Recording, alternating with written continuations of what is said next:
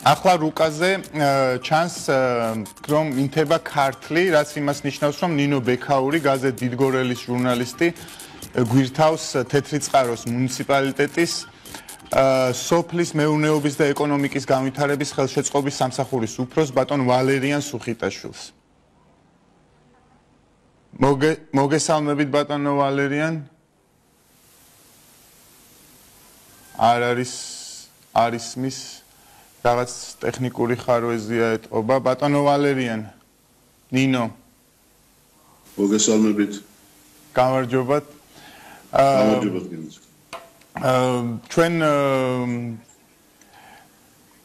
პატარა მასალა გვაქვს მანგლისიდან მიღებული, სადაც ადგილობრივი მოსახლეობა ჩივის ეგრეთ წოდებულ როშებში, როგორც თვითონ ადგილობრივები უწოდებენ, ტყის გაჩეხვის ხეების მოჭრის ფაქტებს. მოდით თვითონ ვნახოთ ერთად, რას ამბობენ ადგილობრივები ამასთან დაკავშირებით და მერე გადმოვალ მე თქვენთან კითხვით.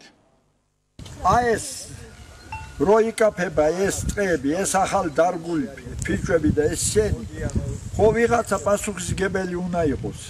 ხო ვიღაცა უნდა აქცევდეს ყურადღებას, არა ერთი მეორე საბრალებენ, ი გამგეობისი, არა სატყეოსი, არა ნაკრძალის. ეს მოვლილი ეს როშარო მანქანას ვერ გაატარებდა კაცი. ეხლა უპატრონო და მოშტია ნარასიზა და ნეტრო გამიჭირეთ გავა და მოვკი. აი ფიჭვები მოჭრილი. აი ტოტები ჯერისი ვაკაკრია. აგე კუნდი, აგე ზემოთ. აი უკვე გამზადებული. მოჭრე საკეთი მხარე ისეც გამზადებული. ვისაც შეუძლია და ვისაც ეხება აი ეს ისტორია გარკვევან ხალხი გაგვცენ პასუხი ვიზე იყიდება, რატო იყიდება თუ არ იყიდება, უღონც ხალხი ხო ხედავთ რა დღეშია ხალხი და როგორ არის ხალხი აღელვებული. ბატონო ვალერიან, ჩვენ ახლა ერთად ვნახეთ ამბავი მანგლისიდან თუ რას ყვებიან იქაურები, მე მაინტერესებს თქვენ თუ ხართ საქმის კურსში ამ ხეების მოჭრასთან დაკავშირებით და ზოგადად რა ხდება, რითი არის ეს ხალხი შეშფოთებული. კი ბატონო. შეშფოთების მიზეზი ნამდვილად არსებობს, იმიტომ რომ ჩვენს მიერ გადამოწმებული იქნა აღნიშნული ფაქტები მოვიძიეთ და ფაქტები დასტურდება, არის გასული წლებიდან დაწყებული რამოდენიმე წლის წინ მოჭრილი ხეების ოდენობა, დაახლოებით 15-20-ის ოდენობით. ახლა არის ახალი მოჭრილებია 3 ხე, რომელიც არის გადაცემული შინაგან საქმეთა სამინისტროს ორგანოებზე გადაცემული გამოსაძიებლად. ასე რომ და არის 30 დიამეტრის სისქის მქონე, სანტიმეტრის სისქის მქონე იფნის ჯიშის ხეები მოჭრილი, 6 ხე ასეთი ახალი მოჭრილებია და ეს ფიჭვები კიდე არის 50-დან 60 სანტიმეტრის დიამეტრის სისქისები, რომელზეც გამოძიება მიმდინარეობს. ბატონო ვალერიან, რატომ ვერ კონტროლდება ეს ფიჭვის ჭრა, ანუ არის დაკავების ფაქტები თუ ქონია, თუ ყოფილა ესეთი შემთხვევა თქვენ? ეს არის სატყეო დეპარტამენტს სააგენტოს ბალანსია ეს არსებული ტყე, მათი მეთვალყურეობის ქვეშ არის სპეციალური სამსახურები აქვს, სტრუქტურები აქვს, რომლებიც აკონტროლებენ. ჩანს რომ შედარებით პასიურად მუშაობენ, არ მუშაობენ ისე როგორც საჭიროა. ბატონო ვალერიან, აქ ქალბატონი ამბობდა და ეს ჩვენც ვიცით, რომ დაბაში არ არის გაზი და ზამთარში თუ გაჭირდა შეიძლება მოსახლეობამაც მოჭრას ფიჭვი. იმისათვის რომ გათბეს, ეს ლოგიკურია, ნორმალურია. ერთი საკითხია, რომ იქ მოსახლეობის სამოქალაქო პასუხისგებლობა ტყის მიმართ გააჩნიათ, მაგრამ თქვენ თუ შეგიძლიათ მითხრათ ამ ზონაში გაზის შეყვანა რატომ ჭიანურდება და რატომ არ აქვს დღემდე ხალხს? გაზის შეყვანის საკითხი უკვე დიდი ხანია დგას მანგლისის მხარეში რომ შესულიყო, მაგრამ გაურკვეველი მიზეზების გამო დღემდეა გაჭიანურებული. ჩვენ დღევანდელმა ხელისუფლებამ თავრობის წინაშე დავაყენეთ რამოდენიმეჯერ საკითხი ამის თაობაზე, ნაბიჯები გადადგმულია, პერსპექტივაში ვფიქრობთ, რომ ეს გახორციელდება და მანგლისელებს ექნებათ გაზი, რომელიც არის 18 კილომეტრით მოშორებული, 18 კილომეტრიან მანძილზეა გასაყვანი მილები და ამიტომ დიდ თანხებთან არის დაკავშირებული და გასაგებია ბატონო ვალერიან, დიდი მადლობა.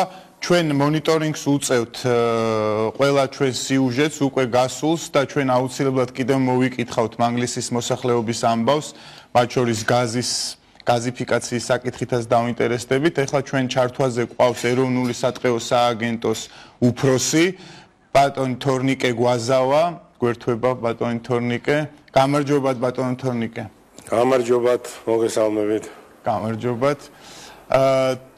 ჩვენ ეხლა ვიხილეთ ვიდეო მანგლისიდან, სადაც მოსახლეობა წუხს იქ ეგრეთ წოდებულ, როგორც ადგილობრივები ეძახიან, როშებს ხეების ჭრის ფაქტთან დაკავშირებით. ადგილობრივი მუნიციპალიტეტის წარმომადგენელმა, გამგებელმა გითხრა, რომ ეს არის თქვენი პასუხისგებლობა იქ რაც ხდება. თუ ხართ საქმის კურსში და რა ხდება ამასთან დაკავშირებით? მოგესალმებით, პირველ რიგში მადლობას მოგახსენებთ მოწვევისთვის. ვერ დავეთანხმები ბატონ ვალერიას, მართალია ტერიტორია ჩვენია, ჩვენ ვაკონტროლებთ, მაგრამ რაც შეეხება ჩვენ სისუსტეს, ამაში ვერ დავეთანხმები, იმიტომ რომ სულ ლაპარაკი არის 3 ხის მოჭრაზე რა. მართალია არც ერთი ხე არ უნდა მოიჭრას, მაგრამ ამ შემთხვევაში ეს 3 ხეც ჩვენ პასუხისგებლობას ვიღებთ.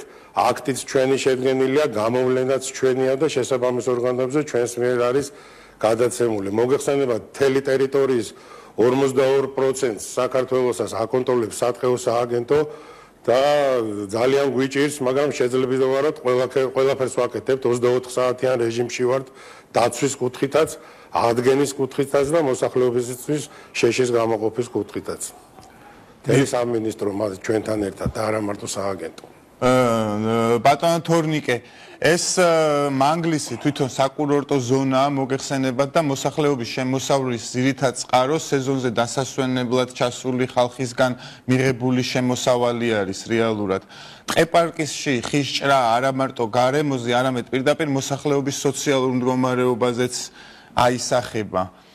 რას უნდა ელოდოს მანგლისის მოსახლეობა და როგორ აპირებთ, როგორ გაამკაცრებთ და როგორ აპირებთ ამ პრობლემის მოგვარებას მათთვის. ისინი როგორც ნახეთ ძალიან შეშფოთებულები არიან. კი სამხეზია საუბარი, მაგრამ მათ არიციან ეს 3 ხვალ შეიძლება გახდეს 30, ზეგ 300. კი ბატონო, მოგახსენებთ, ჩვენ მანგლისის გამგეობასთან და საკრებულოსთან ერთად ამჟამად მიმდინარეობს მოლაპარაკება, რომ რახან თქვენ ახსენეთ, რომ საკურორტო ზონაა, რომ ტყეების რეკრეაციული გამოყენების მიზნით გადაცემული ყოფილიყო და გადაცემული იყოს გამგეობაზე და მუნიციპალიტეტზე ეს ტყეები. მათი მოთხოვნა, ასე ვთქვათ, თავიდან ჩვენი მოლაპარაკებების დაწყების დროს იყო დაახლოებით 60 გექტრამდე, მაგრამ შემდეგ აი ზუსტად პასუხისგებლობა მოვლა და ასე შემდეგ გამგეობასაც არ გააჩნია მაგის სახსრები და არც საკრებულოს და შევთანხმდით ეხლა ზუსტად აი პარკის მოსაწყობად ატრაქციონებისთვის და რეკრეაციული მიზნით ტყის გამოყენებისთვის გადავცეთ ეს თავრობის დადგენილებით მოხდება 6 გექტარი მუნიციპალიტეტს და რა ვიცი ჩვენთან ერთად ჩაერთვებიან ბატონო თორნიკე დიდი მადლობა პასუხისთვის, მაგრამ ადგილობრივები ასევე ღელავენ გაიყის, ისინი ფიქრობენ, ეჭვობენ, რომ შეიძლება გაიყიდოს იქ ტერიტორიები. არის ესეთი გეგმაში, შეიძლება ეს მოხდეს? არა, მინდა დავაწყნა, რომ ადგილობრივები რომ არსებული კანონმდებლობით ტყის ფონდის გაყიდვა არ არსებობს და ამიტომ გაყიდვა გამორიცხული აქ შეიძლება მოხდეს გადაცემა მუნიციპალიტეტზე. ერთადერთი რაც შეიძლება მოხდეს. დიდი მადლობა ბატონო თორნიკე გადაცემაში მონაწილეობისათვის. როგორც ბატონმა თორნიკემ გითხრა, მანგლისის კორომში არ იგეგმება ტერიტორიების გაყიდვა და იმედი გვაქვს ჩვენ დავამონიტორინგებთ, რომ იქ ხეები გადარჩა და მანგლისელებს შეუძლიათ ისევ იმ ტურისტების მიღება, რომლებსაც აქამდე ღებულობდნენ.